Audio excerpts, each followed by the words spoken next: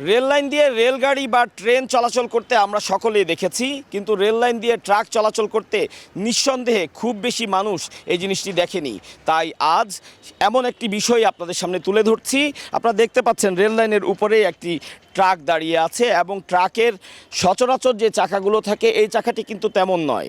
এটি মূলত রেলগাড়িতে বা রেলের ওয়াগনে যে চাকা ব্যবহার করা হয় সে চাকাই এই ট্রাকে লাগানো আছে। মোট 4টি চাকা লাগানো আছে এবং এমনভাবেই চাকাগুলো সেটি বিন্যস্ত করা হয়েছে যাতে ব্রডগেজ যে লাইন, রেল লাইন, সেই ব্রডগেজ লাইনে অনায়াসে এই ট্রেনটি চলতে পারে। তো কেন এই ট্রেনটি ব্রডগেজ লাইনে চলছে, এটি কী ধরনের মালামাল বহন করে সেটি আপনাদের দেখাবো। আসুন, এর পেছনে গেলে আমরা বুঝতে পারবো যে আসলে এই ট্রাকটি ঠিক কী কাজে ব্যবহার করা হয়।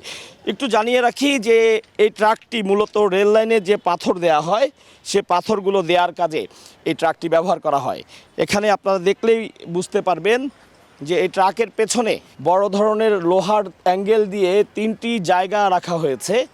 এই 2টি জায়গা দিয়ে রেল লাইনের দুপাশে পাথর দেওয়া হয় এবং মাঝের যে অংশটি রয়েছে সেটি দিয়ে রেল লাইনের মাঝখানে পাথর দেওয়া হয়। পরবর্তীতে হয়তো ম্যানুয়ালি সেই পাথরগুলো আরও ছড়িয়ে ছিটিয়ে সুবিন্যস্ত করা হয়।